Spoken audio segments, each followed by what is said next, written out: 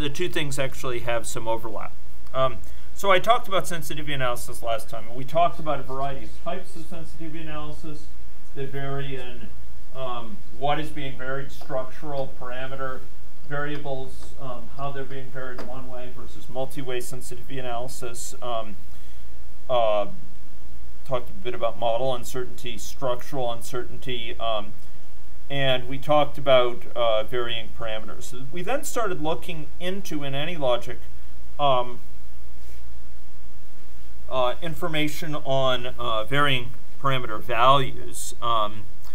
And we saw that there's a parameter variation experiment in AnyLogic, and actually you'll find, and I should really send you the reference, that you can build up.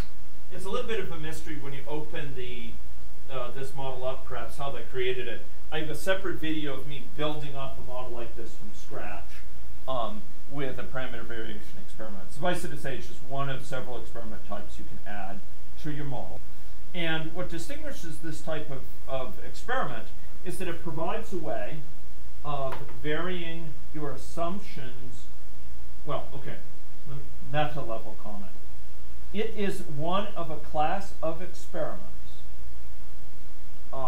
We'll see another one later today, where instead of running your model on a single realization, a single scenario for your model with specific parameter values, instead of that paradigm, we are instead going to go to a situation where a given experiment will run your model several times over.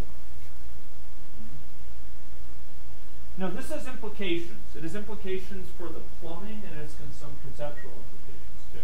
But what I'm saying is that with these sort of parameter variation experiments, these experiments are more than the type of experiment we've seen before and played with. What's going to happen is this experiment will create an instance of main. It will run that instance of main with a specific set of parameter values. It will then extract information as needed from that instance of main. If any needed information needs to be preserved to be displayed, for example, on a 2D histogram here, it'll extract it. It'll suck it out of the main object. And then the main object will disappear. It'll go away. And then it will run it again, perhaps with a different set of parameter values. And then again, perhaps with a different set of parameters. Each time, it will extract the requisite information it needs to summarize the results across many, many particular runs of your model. Now, in some cases, it might actually just run your model with the same set of parameters. Why would you do that? Why would you run model, not varying the parameters at all? What would motivate you to do that? Exactly, and we saw some of that last time. We saw that these stochastics can, so to speak, cast a significant shadow when it comes to the dynamics. They can lead to variability in the dynamics, although with significant regularities around some trajectory. So sometimes we may do it without varying parameters. Last time we saw that we could actually vary parameters within AnyLogic. And that will allow your model to be run for different sets of parameters, different assumptions, as it were. We'll run your model once with these set of assumptions, another time with these set, another time with these set, and it'll keep on running them as you have laid out. And AnyLogic provides a convenient way of doing this by specifying whether we want to, for example, provide ranges for values which are systematically examined within some grid. In this case, say from 5 to 25 with a step of 5, so 5, 10, 15, 20, 25. And we can do that for one or more parameters. Okay? In which case, we'd examine a grid. Maybe it's a 1D grid, 2D grid, a 3D grid, 4D grid, and we start to suffer from the curse of dimensionality, a situation where the number of points in the grid rise geometrically with the number of different parameters we examine. So we go from, suppose each of these has 5 different options. We go from 5 with a single parameter to 5 squared with 2 parameters.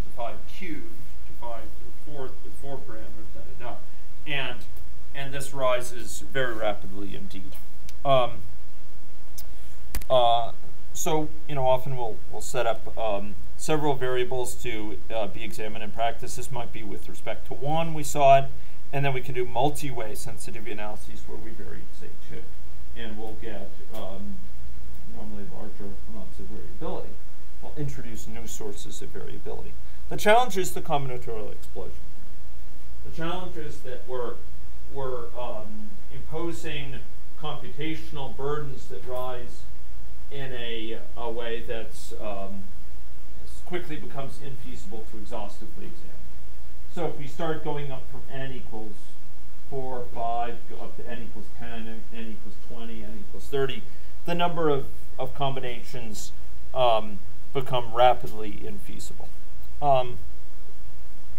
Now, I talked a little bit last time about the fact that often that there's several ways to reduce this burden, okay? And I'm talking about 3 of them here. I introduced one at a very superficial level, the issue of dimensional analysis. And this, ladies and gentlemen, is all about what is to my right. It's about understanding and even taking advantage of this dimensional structure that's here. Specifically, we take advantage of the dimensional structure of the quantities we're dealing with to recognize that we can actually do this parameter variation experiment with fewer quantities. So, for example, if we have a rate of infection spread in our model that's measured in, how fast it spreads is measured in terms of the amount of time it takes to reach some outcome versus the spread of an intervention, for example, also measured in terms of time. And maybe it's the ratio of those two that's the important thing. And it turns out the dimensions of these quantities will be key in going through an exercise of deriving what things really matter in terms of the model's performance. I don't have time to go into this today. I didn't have time last time or today, but we're going to have whole lectures on this, okay, within the remaining time. So I'm going a bit light on this.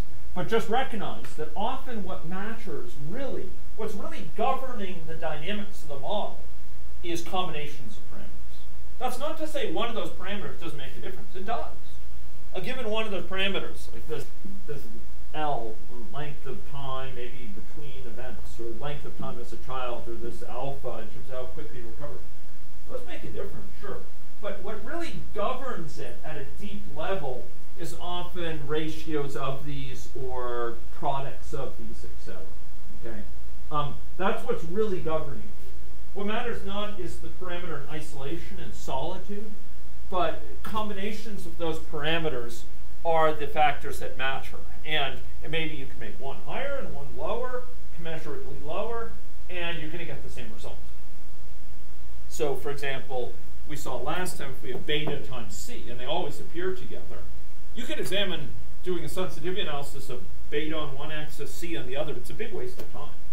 You're exploring a two-dimensional space, but for really what's a single-dimensional thing, just beta c, you could just name this, give it a different name, call it d, and vary d, and it's a single-dimensional exploration that will be needed. So with dimensional analysis, we have a principled way of reducing, typically by a modest amount, but sometimes that's significant, the number of quantities that we have to deal with in parameter variation, okay, and sensitivity analysis. We can also use techniques which seek to, instead of exploring all possible combinations, they judiciously choose values that make certain guarantees. So instead of examining all possible values of these 4 parameters, we may guarantee, well, at least each particular value of a given parameter gets examined at least once. So if there's a sudden sharp drop-off, once beta goes below 0.3, it guarantees that beta equals 0 will be tried, beta equals 1, beta equals 2, beta equals 3. It'll try each of those. It doesn't guarantee that that each of those will be tried with all combinations of other parameters, but it'll be trying them at least once. So we might capture these effects of just that parameter. A second thing is something called an orthogonal array. Can anyone describe to me what an orthogonal array is? I'll refrain from answering. I already answered that today. Okay, fair enough. Fair enough. So in an orthogonal array context, I wish I could lead us over right now to Thorvaldsen 205A. In an orthogonal array context, we may have several parameters that need to vary.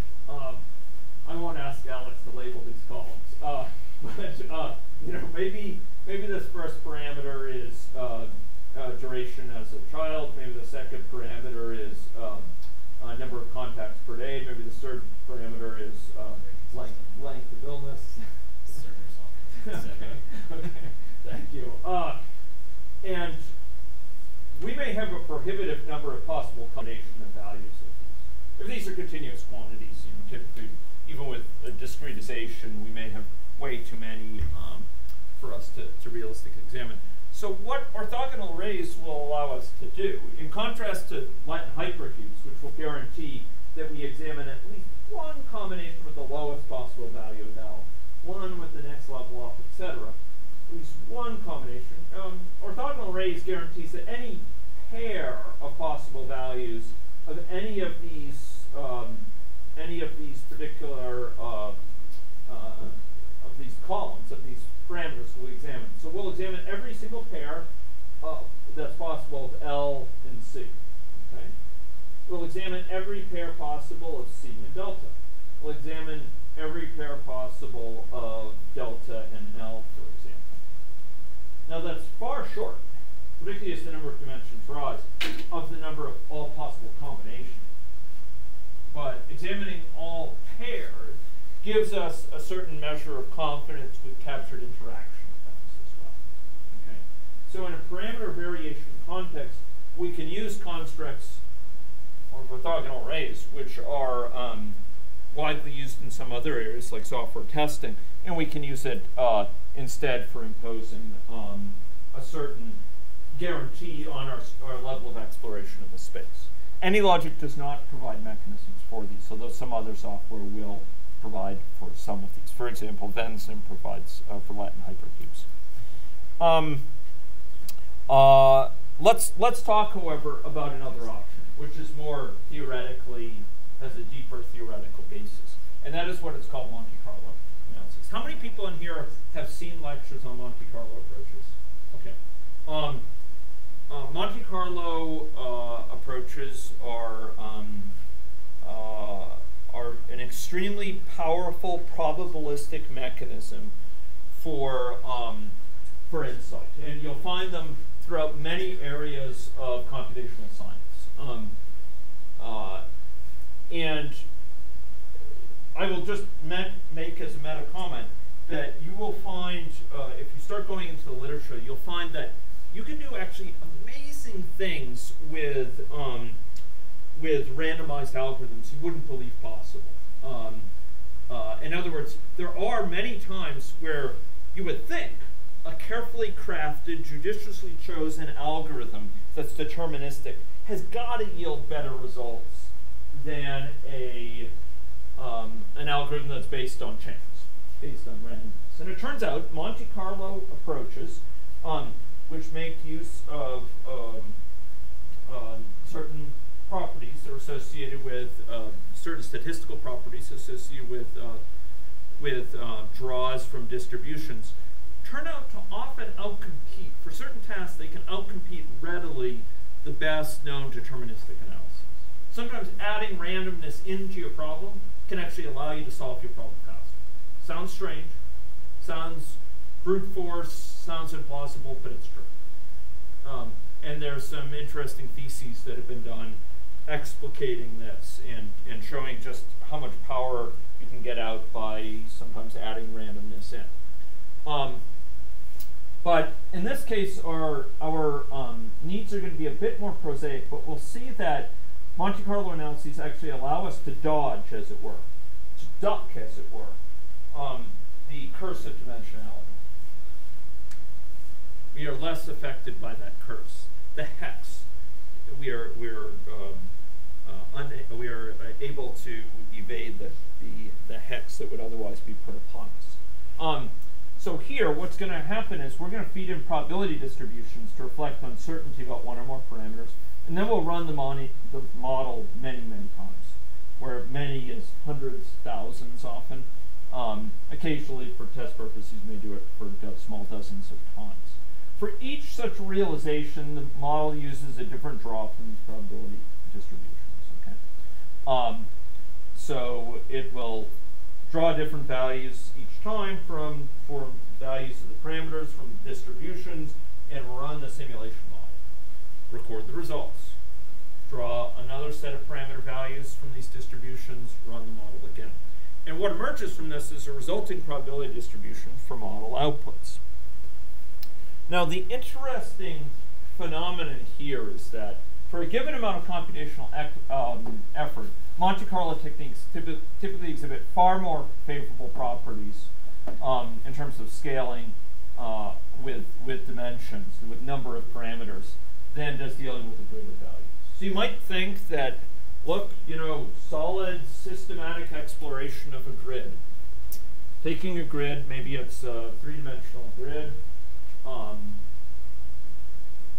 here, and we'll impose values for each value of say alpha. I'll make it consistent with this.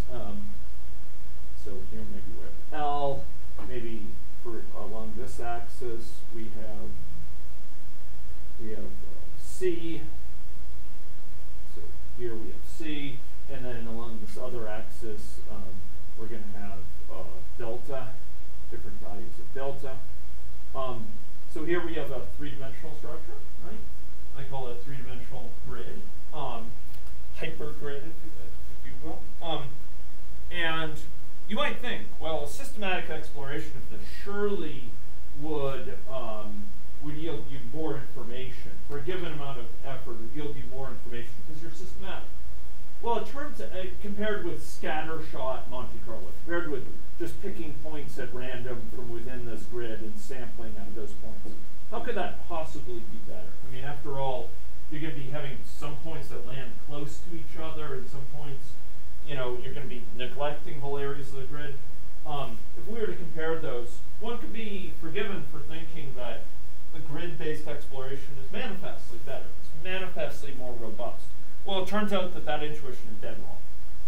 Dead wrong. It turns out Monte Carlo sampling, in terms of exploring this space and calculating its properties, will often do a much better job of eliciting the required information than will grid-based sampling. Now, part of the intuition here is arguably the most important part, is to understand the scaling. So, ladies and gentlemen, let me ask this. So suppose if I have n, suppose I have d dimensions here. So d different parameters. So I have d parameters. Okay. And suppose each of those parameters has n. Suppose I call it n parameters. I don't like to use n for n for the number of choices. And suppose each parameter has call it p choices. It may not be obvious, but it wasn't obvious to me as an undergraduate. But it turns out certain letters have conventional uses to them, and it's kind of a combination of impolite and improper and unseemly to use things in areas outside. And use K. P as a quantity is normally continuous, and it often connotes probability values. K is a quantity that's often used to denote discrete quantities. So let's use K. Each of these has K possible choices. I know this isn't obvious. I wish someone had told me as an undergrad.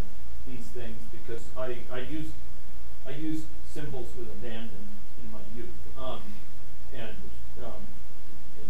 you know, lived to regret it. Okay, so how many different possible exhaustive combinations do we have? N different parameters, each with k possible values. K values. How many do we have? Yes, yes.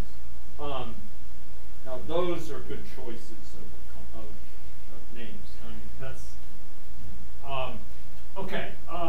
So k to the n. So that's the number of exhaustive things. It turns out that all pairs, incidentally, will be vastly below it. It would go up as sort of it would go up more with the square of these, although the exact formula is more complicated. But so we'd have k to the n if we exhaustively explored this space, right? Does that make sense? K to the n points within this grid if we exhaustively explore it. That rises rapidly with n. N is the number of parameters, right? How does Monte Carlo sampling rise with the number of dimensions? If we want to pick Monte Carlo samples and we sample from within this space, how does the amount of work that we have to do vary with the number of samples? Suppose we have m samples. How does the amount of work vary with the dimension? They aren't inherently linked. No. No. So we could have a huge dimension, we could have a very small dimension. It matters a little bit in terms of, you know, the vector has to be longer or what have you to sample, but it's pretty much in the margins compared to what often is the big computational effort is computing the value at that point. Okay, so running the model or something. So if we have Monte Carlo sampling, now its performance rises with n. It's invariant too. In other words, it doesn't rise with the number of dimensions. This rises rapidly with the number of dimensions. And here I use the number of dimensions d, capital D, which is okay. But I'm not particularly fond of it. So here we have a situation where we have geometric explosion based on the number of dimensions. Call it n over there. Whereas with Monte Carlo sampling, it doesn't rise. And what this leads to is a situation where you have very, very favorable advantages associated with Monte Carlo sampling. So if you want to do something like sample the average across this space, you want to do, that's sort of the most trivial statistic you can imagine. I want to examine these parameters and I want to take the average across all model responses to it. If you want to do that, it turns out if you have a limited amount of computational effort, it pans out in different ways for these different approaches. Monte Carlo samples, you just do fewer Monte Carlo samples. You just do up to some number of Monte Carlo samples. Change the dimensions, it doesn't really matter in terms of how many samples you take. As you change the dimensions here, as the number of, if you have a fixed amount of computational effort, as the number of dimensions, the number of parameters rise here, how would you keep the amount of work constant? What would you do to sort of keep the amount of work bounded as you raise the number of parameters? Sorry? Yeah, exactly. You would sample less densely, more sparsely. So instead of sampling every 0.1, you sample every 0.2 or something like that, right? And it turns out that that's the fundamental gotcha, because it turns out that as the number of dimensions rise, very quickly you start to use incredibly coarse grids to capture the underlying statistics. Where with Monte Carlo sampling, you're in good shape no matter how many dimensions you have. And it turns out that it scales very, very favorably, and it's just sort of classic central limit theorem argument for sampling the mean of a normal distribution, for example. The variance goes down as 1 of the square root of n, whereas in the case of a grid, you have this sort of situation where the accuracy depends as 1 over c to the 2 over d, where d is the total number of dimensions. So it turns out that another way to view it is the Monte Carlo sampling naturally spends a lot of space in certain regions that are more probable, whereas in this case with a coarser grid, you're exploring all areas systematically, even though certain regions are often less likely. That applies less in this situation, but it's a general feature with Monte Carlo sampling. So Monte Carlo techniques here can be used to essentially attack the curse of dimensionality. Once you start getting more than a certain number of something like 4 or 5 parameters, it can become quite advantageous to start using Monte Carlo techniques. Yeah. And the error estimate for coarser grid is C just some constant? C is a constant. Yeah. It's then determined by the model itself? So it would be determined by the amount of computational power that we have available to us, combined with how fast our so the idea here is that when we have limited, this was truncated, limited amount of effort that we can expend, a limited amount of computational resources that we can expend, then we have to shepherd that resource. And really there should be a constant here. It's sort of implicit in this theta. Have people seen theta notation before? Have you seen O of notation before? O of n? Theta combines elements, for those who are familiar with this, of O and omega of n. So basically this states how quickly this rises both from above and below. It's stating that it's well bounded from above and below by this approximation or this approximation. Whereas O notation says it rises at least as excuse me, no faster than this, and theta theta can be bound from the other side. Excuse me, omega from the other side. But this is stating essentially that the error associated with taking a mean over the entire space varies with this, and this is some constant, and the theta notation basically ignores any constants in front. So it just says this is how it scales. It doesn't say what the constant is in front. Does that make sense? So what I'm saying is the number of dimensions rise, it starts to become very favorable to use Monte Carlo techniques. So what do these Monte Carlo techniques look like in any logic? They look like this.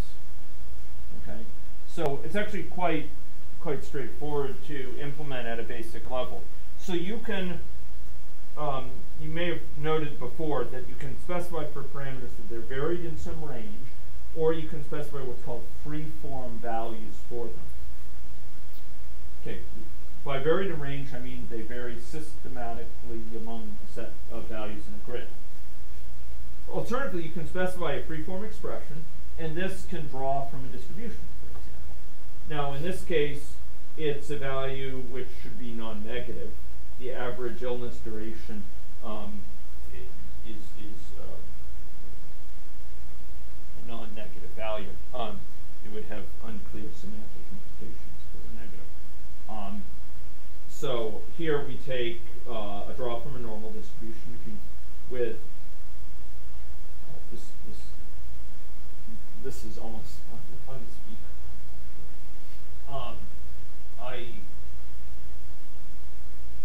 I found that the normal distribution in any logic, when I looked that up recently, I don't know if it's always been this way or only recently, but it really shocked me. It disturbed me. It actually takes the standard deviation first and then the mean.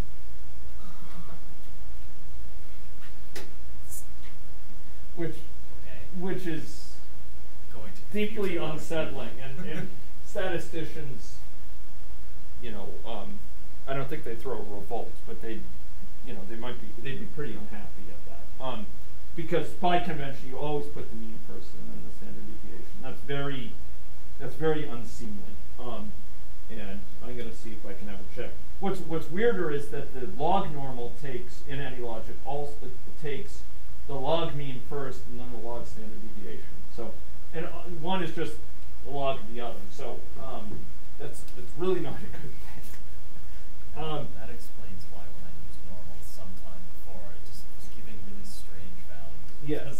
Indeed, indeed. So what this is doing is it's drawing from a normal with mean 15, with standard deviation 5, and then it's taking the max of 0. Why is it taking the max of 0? Ensures that it's positive. So normal exhibits non-compact support. It goes out to infinity. Now mind you, the tails they decrease rapidly, so it's very, very unlikely that you'll go out too far, but there is a chance that it'll be, the draw from normal will be negative.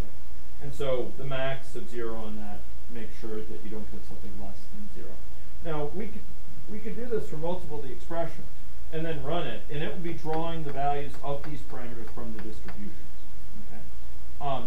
And we could draw them from a uniform distribution, but more commonly we draw them from distributions centered around likely values.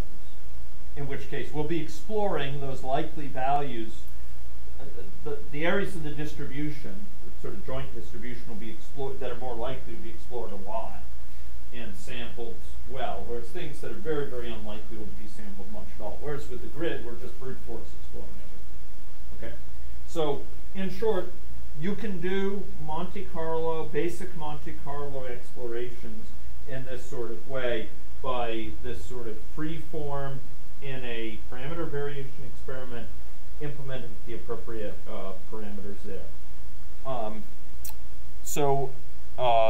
Based on that, you know, we could run this.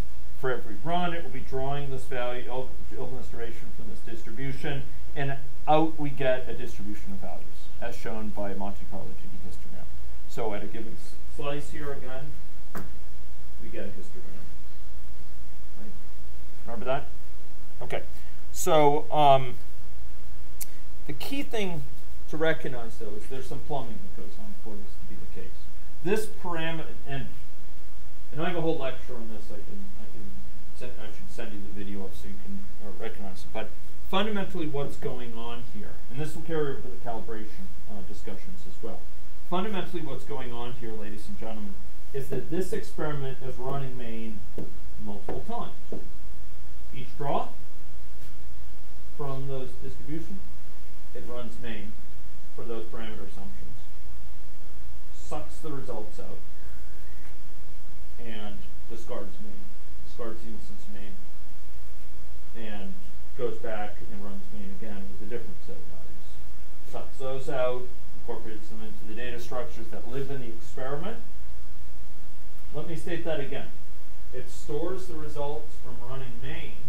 After sucking them out, it stores it in the data structures that live in experiment. Now we have the experiment as an instance of the experiment class way outlives main. Mains come and go. Empires rise and fall, all within the run of a single experiment. And for each of those mains, it's harvesting data that it stores in the information in the experiment. Before, the experiment was kind of a pass-through for us. But here, the experiment not only sets the values of parameters in main, but it actually controls their lives. It sort of choreographs the whole episode. So how is this working? How does this occur? How at a mechanistic level is this working? Well, it turns out that if you go to the Advanced tab associated with the parameter variation experiment, you'll see a bunch of places where code can go, okay? And some code goes before the initial experiment setup, before each experiment run, before each simulation run, etc. What's going on here is that before the experiment runs, we reset all the internal data structures. We're going to run a given simulation with a set of parameters. And when we run it, after it's run, we are going to take the results from that experiment, from main. Following that run, main has done its job, and it goes back to the experiment and says, yes, sir. Okay, what do I do now? And this code is going to essentially extract this data set, which is where main is storing its values, from main. This root is a reference to main. Okay? It's the root class within main. You'll notice that each experiment has a thing that says main active object class root. It allows you to say, for this experiment, what main class should it use? So we refer to that as root within the context of this experiment code. So it's extracting, so it takes its data structures, it runs main, it creates an instance of main, runs it. Now it's done. It extracts the data it's accumulated within main, it puts it into its own data structures, ladies and gentlemen. And then after that, it can dump that instance, and it can go on to the next one. Okay. So this allows it to iterate through instance of main after instance of main for the different values of the parameters. And this data that it's accumulated in is nothing other than the data that's accumulated here. So let me see if I have well, I have a lot of models here. Okay. Okay. No, we don't want to look at that. Okay. Okay. So I may have to actually go load it in. I may have knocked it out for one of the other values, but excuse me. I want to do example models here. There we go. Okay. And we want to go to agent-based SAR agent-based calibration. There we go. Boom. Oh, it says it's already open. Okay, I may have missed it. Okay, there it is. It's down here. Okay, below the one you shouldn't see. Okay, so where is this data going here? This data infectious 2D. Where it's going is, if you go look, there's a thing called data infectious 2D here. This is a histogram 2D object which defines a set of horizontal intervals and vertical intervals associated with binning. So in other words, when we incorporate this data binned up, it incorporates it into a set of bins. It's counting the number of runs that fall into bins within a certain bin representing the time unit and another bin representing the values of this thing. It's falling in. So these define the bins. Turns out you can display things in an envelope sort of fashion as well. And then this information ends up being used for this chart. Okay, so this data set infectious 2D is used as the basis for this chart that's shown. So in short, this data is refreshed by the data that is extracted from main. And just to complete the circuit, let's go to main. And we see that its infectious DS is a data set here, which records the number of infectious people over time in a way that's automatically updated periodically at every 2 time steps. And this n infectious variable is in fact recorded by when people get infected. They record that they're infectious. Actually, I think it's an entry to this point. Yeah, there we go. So in short, main maintains this data structure, the so-called data set, which is a very useful construct for you to record values, and then this Monte Carlo 2D histogram, this overarching experiment extracts the data from it, adds it to its own data structure, which outlives the instances of main, and then that instance of main can disappear because we're accumulating this data here, and that's being displayed on this chart. Does that make sense as to how that works? And you know, this sort of experiment can be added in as a sort of privileged sort of experiment here. If we were to go add this, you could see this a parameter variations experiment. Okay, and you'll notice this is a root class we specify, although we can change it later. Okay, so that was some about parameter variation. Make sense? Okay, I've much more detailed. I'm trying in this class to go lighter on the on the clicks and clacks of the use of any logic. I have, I think I've sent you the references to it. I have a huge amount of material online, which is very training oriented. You click on this, you do this, pull down this, for how to do these sort of things. And I would encourage you to look at it if you get flummoxed. But you folks are at a level of computational sophistication that go beyond a lot of my audiences. And so I'm trying to concentrate on the things that are more substantive and confer more long-term value rather than the vagaries of the interface and so on. The interface is significant. It allows you to accomplish some things quickly, and that's not to be dismissed.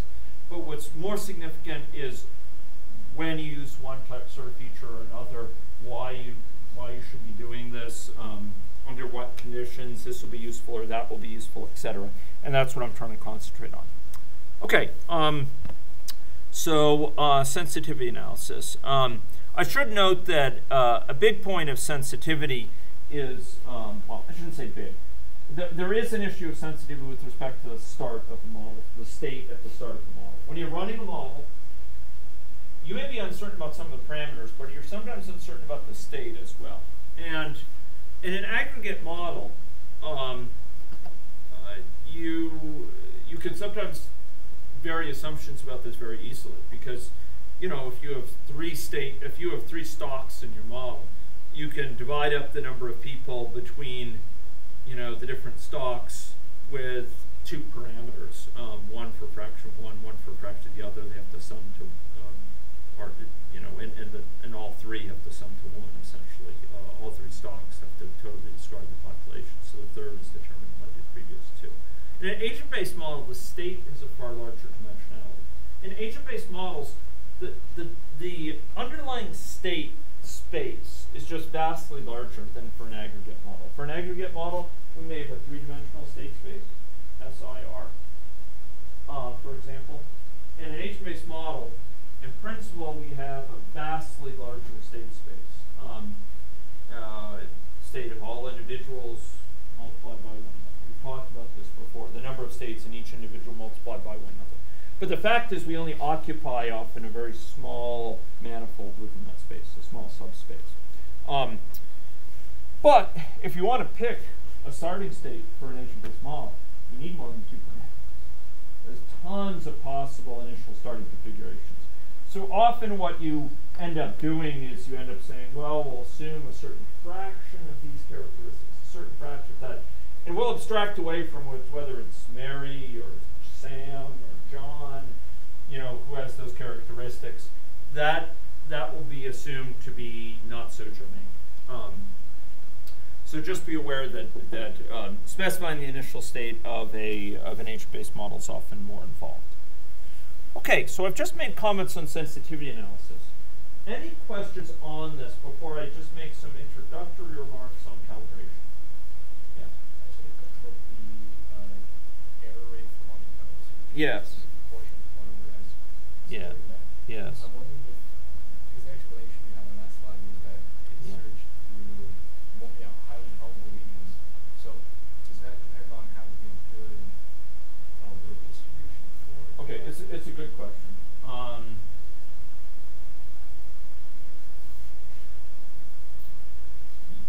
Yes, I'm kind of combining two things with the comment. Kind of mixing two different issues here a little bit. Yes, so what it's assuming is that we have some probability distribution that we can characterize for over the space in terms of the likelihood of different values of parameters. Okay, and we could explore it as a grid and essentially weight each component of the grid. So we get a value for that, for how the model behaves for those values of parameters, and then we weight it by its likelihood of occurring, and we sort of sum up. And there we're essentially performing a numerical integration, as it were, over the sort of an expected value, as it were, over the outcome of the model.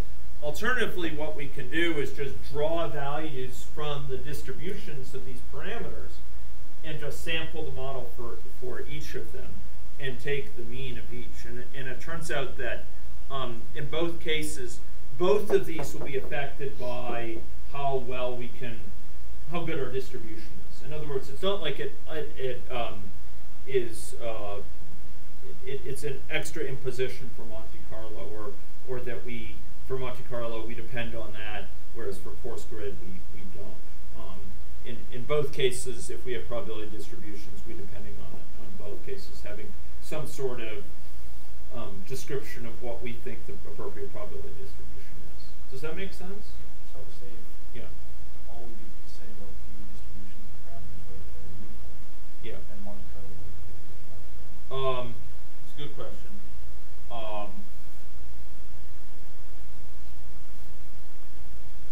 It's often going to be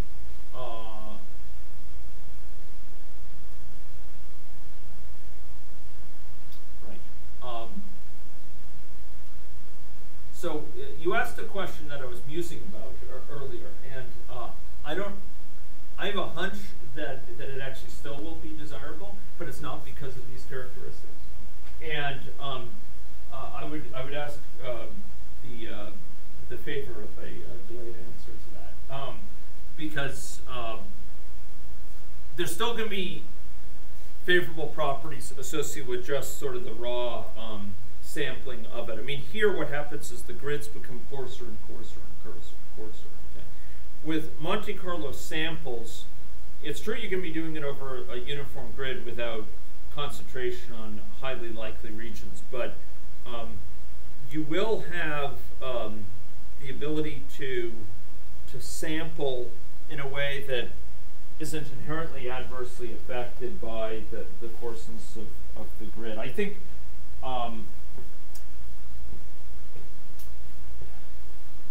it may end up depending on the shape of the response function. In other words, how the value of the simulation model will vary over the space and how steeply it varies, etc. And that may be in the play, the choice between these two. But I want to think about this when my mind is clear, because I think it's a really interesting issue. And you zeroed in on the key question that I was musing about and not prepared to come here to. So I much value the question, and it is one on which I shall muse. Okay, other question. Okay. Monte Carlo technique, we will unfortunately not be able to talk about in detail in this class, likely, unless we make some really, really good progress. But there's a quite advanced method that is just coming to the fore right now, which combines essentially elements of fairly sophisticated statistics with simulation modeling, with dynamic modeling, and it really integrates the two. We're practicing this here, and it's not widely practiced yet in the world, but it's worth noting, and that has to do with parameter estimation of models. So we're next going to talk about, and so we're going to come back to this issue of Monte Carlo techniques very briefly when we talk about this issue of calibration. I want to give you a glimpse of this, and it turns out Markov chain Monte Carlo techniques will come to the fore as an alternative to this sort of calibration.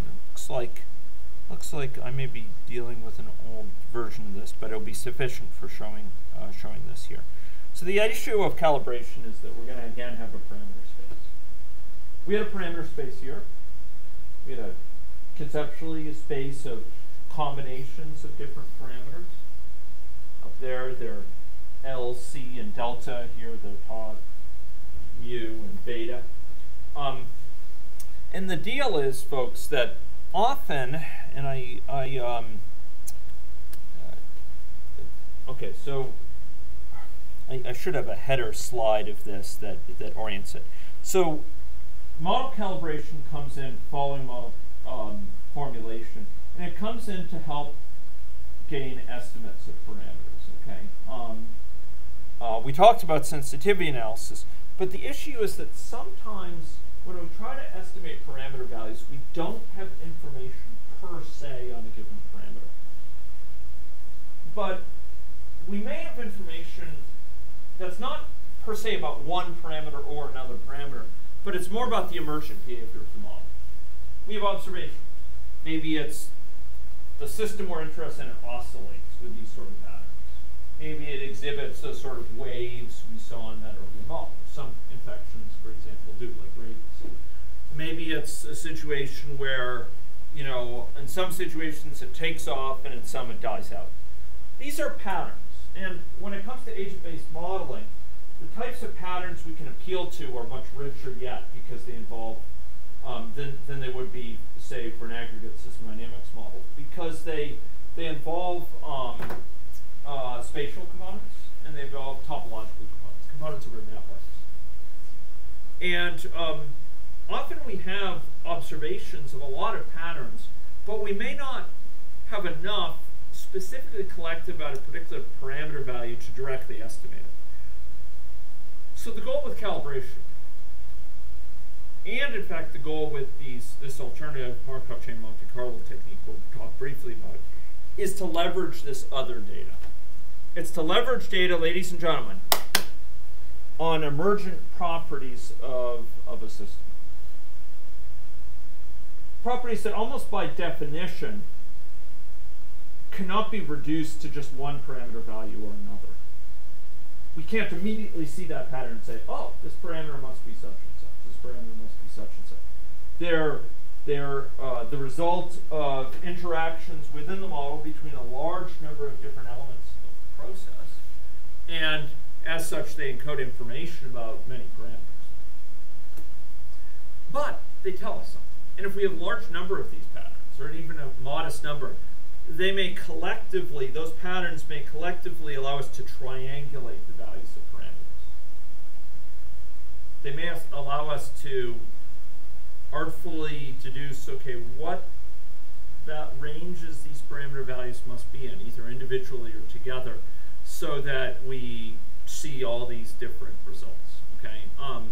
So some parameters may not be directly observable, but there may be some observable data that depends on those parameters, that exhibits regularities based on those parameters that we can articulate with a dynamic model. So here we may be able to essentially use some of the emergent behavior to try to deduce what the values of parameters are. Now, when the relationships are more straightforward, we can do what's called backing out, and we can use data from high-level information to go down to data on more detailed parameter values, and I have some examples of this. But more generally, we're dealing with emergent behavior. We're dealing with situations where we have maybe lots of empirical data. This is empirical data from one of our models, and we have a model, in this case it's system dynamics model, which seeks to match that data over time. And in order to arrive at these sort of matches, we needed to estimate parameters in this model that were less well known. And we did it so that the model would best match all these different cases of observed data. So this is emergent data. We can't just read out the value of any one parameter from this historic data shown with these sort of crinkly lines. Instead, what we do is we try to find values of model parameters that best match this data. Now, in Markov chain Monte Carlo techniques, we'll actually take a different approach. We'll actually try to derive what are called posterior distributions over the values of parameters, so that we, instead of getting out a single best estimate, a point estimate as it's called, of the parameter values, a single estimate for beta, a single estimate for C, a single estimate for L, that we feel best matches these data, these emergent behavior. Instead, we'll get out distribution. We'll get out distributions of possible values. That's what the Markov chain Monte Carlo techniques would give us. But for traditional calibration, we are trying to adjust parameter values in this sort of space. We're trying to find where in this space of a particular value for B, a particular value for mu, and a particular value for tau here, maybe there's somewhere in this space with those particular values where the models match to the observed data is best. And that we will posit that that's at least a plausible value since it accords with all these different sorts of data. Now that's not the end of the story, ladies and gentlemen. What we try to do typically is try to do this against most of the data, or half the data sometimes, and reserve the other half. And then we see if the model can predict the other half. So instead of trying to overfit it, in other words, trying to force fit it to all the data we have and say, well, that's the best guess, we try to match it to a lot of the data and then see if we can explain another lot of the data by itself without being told about it. And if it can, that's a suggestion that it's robust. It can predict things that we had no way told it about. And that, ladies and gentlemen, is called cross-validation. Okay. Cross because we're sort of training in a one set, as it were, calibrating in a one set, trying to find missing values of parameters using one set, and then we're crossing over and comparing it against another set of data. And that is nothing short of a modeling best practice.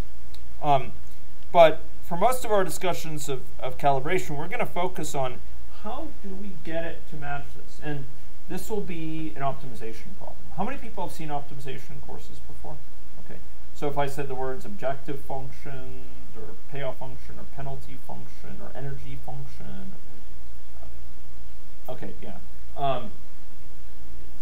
We will be trying to judiciously explore this space so as to minimize our equivalent of the energy function and the penalty function, which will be measured by the discrepancy between what the model predicts should have been the case and what we actually observe. And by doing so over this space and exploring it in a not a brute force sort of way, but in a carefully chosen sort of way, we will try to arrive at parameter values which around which we have at least some, which we believe have some face validity, some plausibility associated with them. At least they don't lead to big discrepancies with data we know empirically is the case. I'm going to close now, but I will remark that this process is simultaneously one of the most challenging or one of the most rewarding processes, because this is where you learn. Often what you will find, it may sound like overfitting, it may sound like just trying to, just getting it to match the data. What you actually find is that your model structure has a lot of regularities that it imposes implicitly. This is not like statistics where we describe the form, we assume a logistics model, or we assume a log linear model, we assume a linear model and a linear regression, and we impose that. This is a situation where we're specifying the rules for the model, whether it be an agent-based model or system dynamics model. We're specifying the rules that implicitly imply behavior. We're specifying the derivatives of the state variables, not the state variables over time, but the derivatives of them. Or we're specifying the state charts and how people interact. And then what actually happens over time at a high level is merely implicit in that. It's merely emerges from it. And what you will find is when you're trying to calibrate, that your model often tells you something important. It will, for example, refuse. It doesn't do it in a truculent and obstreperous way, but, well, it may sometimes seem that way, but it doesn't vocalize its objections. It will often resist. It will be unable to match the observed data, and you will push and you will pull, and it just can't do it. It turns out models have regularity. Structure determines behavior. And sometimes you want it to behave in this way, and there's no way it's going to behave that. And it's in this process of calibration you figure out why. What is it that is going on here, and you learn about the underlying dynamics of the situation. And you learn, oh, okay, this is not captured. I've represented this in too simple a way. Or, you know, now this is really, this is a real tension. We need to gather more data. Sometimes, and I found this in several cases, models that I've had refuse to calibrate to the data. I've been given data from very, very good sources, reliable sources, and I have tried as best we can to calibrate the model against it, and it cannot do it. We go back and forth, we examine alternative model structure, it just won't do it. We go back to the data sources, and we talk through the issues. They look data up, and they have told us, oh, the data's wrong. For this place that it's not matching up, there's a good reason it's not matching up. Because for those years, the definition will change, specifically for those years. It didn't match up because the model captured the situation better than the data. In other cases, you go back and you say, oh yeah, back then, you know, things were measured differently, and later it was measured in this other way. And that's really encouraging, because again, it's the model predicting something, you know, it is telling you something, and if you actually look into it, it can be more reliable than the data you hold up as gold standard. So this is where often learning takes place, learning about the model structure, learning about the data, and learning about why or when the two can't meet. That often gives you the biggest insights in improving your model. It keeps you honest, ladies and gentlemen. This is not about getting the best fit for a model and just declaring the day done. This is how we learn about the world more effectively. Because it's often that emergent behavior we want to explain, and often we will find that we could leverage all sorts of models and none of them fit, and it collectively those patterns imply something deep. And this is where we learn that deep thing. This is our chance to learn that deep underlying structure that data is telling us, and we'll find that we may start way off base, but we'll gravitate towards a model that's much more grounded. A model where we've learned something about the structure of the world that was non-obvious at the surface level. And that is part of the beauty and joy of modeling. And with those words,